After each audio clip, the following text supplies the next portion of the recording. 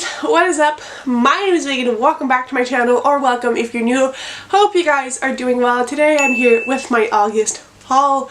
I feel like there's nothing much more to say in this intro, so we'll just hop on in. The books are divided by categories and it's a more reasonable haul than my other ones.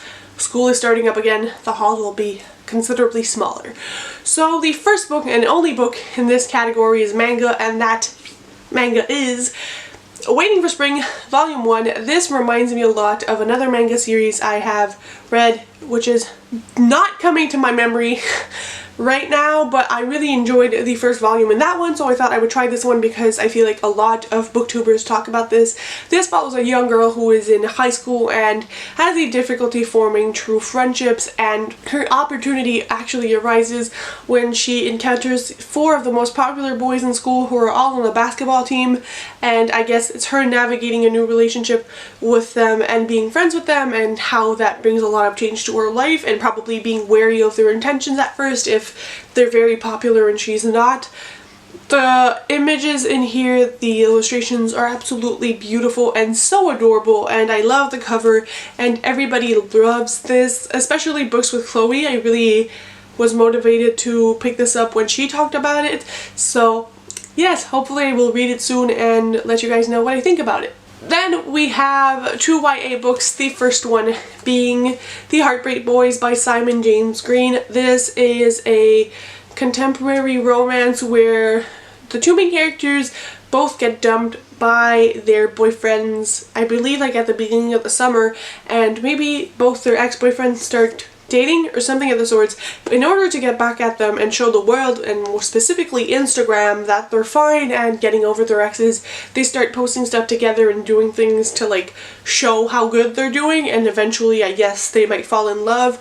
It sounds adorable and very summery, so hopefully I can get to it before the leaves start changing colors, but nonetheless very excited about this one, and I feel like it's kind of not been really talked about except for Irish Reader on BookTube, and it's unfortunate because it is an August release. And the other YA I have in this haul is actually Loveless by Alice Oseman. This released in July, but I got mine from Book Depository, so it took a little time to get here. This has been getting very mixed reviews from the LGBTQ community, specifically I believe Arrow and A-romantic folks, because a lot of people say that the representation isn't accurate, or there isn't just one type of representation, and the book kind of harms some people, but other people identify a lot. I can't talk about the representation in here, but I know I want to read it.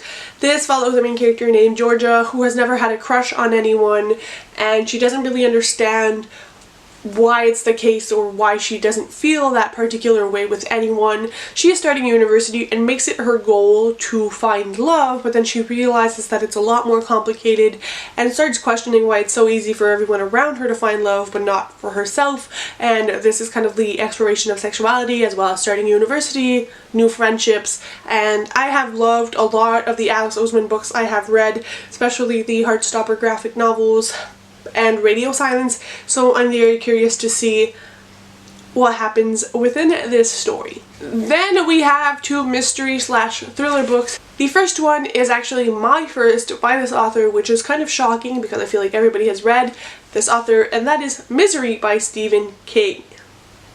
I do not own any other King on my bookshelf. This is the first I decided to pick up because it's the synopses and book premise that interests me most. This, from what I understand, follows a main character named Paul who has written this book or book series, and at the end of it I think maybe the main character of the series dies, or the ending isn't loved by everyone, and at one point, I don't know if he gets in an accident or he's just kidnapped, but this woman actually holds him hostage until he changes the ending to that book or writes another book because she's not satisfied. It looks creepy and really deranged, and the vibes it's giving off is really intriguing to me. There is also a movie of this, so I might do a vlog where I read my first Stephen King and then watch the movie. Let me know if you'd be interested, but I got this one to start off for my King collection if I enjoy this, which hopefully I will. And we also have The Night Swim by Megan Golden, which I am excited for this one. Like, there's no words to describe my excitement. This one follows two perspectives. One of them follows a girl who has the podcast, and she basically solves cold cases. She attends court dates and a lot of different things in order to solve murders that haven't been solved. Obviously, that's a cold case. And she has a podcast where she discusses all of them. And we follow another perspective of another woman whose sister has passed away, and I believe it was ruled a suicide, but then that sister believes it was actually murder, and so she tries to get in contact with this girl who has the podcast so that she can help her solve it. And it's kind of like how both stories intertwine. I love podcast elements in books, you guys, so I'm very intrigued for this one, and it's been getting a lot of amazing reviews. Then we are steering clear of my usual genres. I have two fantasy books, one YA and one adult fantasy. The first one is The Princess Will Save You by Sarah Henning, who is the author of Sea Witch, as well as a new contemporary novel that came out at the beginning of this year. This is a Princess Bride, I think, retelling. I am very curious about this one, and it kind of sounds like the fantasy I would be interested in when I am craving fantasy books, because it kind of has the romantic element and female empowerment and feminism elements and a retelling of some sort, so love that. And I also got it for such a discounted price. I bought it used and it's like brand new, but I didn't even get this hardcover for $10 and it just came out, so what a steal. And then we have a book that I'm very afraid to read, but basically book Twitter made me do it, and I don't have any regrets, but I'm also very afraid. The Poppy War by R.F. Kuang. This is a whole lot of things, and it tackles very gruesome things because our main character Rin goes to, like, I don't know if it's like a fighting academy or she's training for war, and everybody tweets about how emotional they are when they read this, and I need to know why. And the third book in this trilogy, I think it's the end of it, is coming out soon, and I'm just ready for this but also very afraid. It looks more like a high fantasy, and I don't read those often, but again, I think I want to try reading more outside my comfort zone because I've been realizing that my tastes are expanding. So, The Poppy War. My last category is romance, and they're actually all independently published romances. I love indie romances as of now, so this is the little sack I got of all the books that were on sale or that intrigued me the most. The first one is Enemies, and I'm sorry, but I cannot for the life of me pronounce this author's name. I have done my research both on Google and on booktube videos, but it still is not getting in my brain. But this follows a main character who, since she was in 6th grade, she has been neighbors with this boy, and they have hated each other. I don't know why. And as they grow up, she is struggling a lot while his life seems to be going very well. While his father was doing successfully in his career, he actually fired our main character's father, and her mother passed away while our main character was working towards his football career, and now they are older, and I think that for some reason they are going to connect again, and it's kind of like a hate to love romance, hence Enemies, and it has to do with a football player as well. I don't know if this is dual perspective. I kind of wish it was, but I don't think it is, so we'll see how I like it, but I have high hopes. Then we have a book for a secret video, which, if you can guess, you know me very well, and that is Junkie by Cambria Hebert. This is the first in a kind of like companion series, I think, and it is following a real character who is into car racing, and it's sort of like Formula 1, and if you don't know me, I like Formula 1, which if my boyfriend would hear me, he would be so happy.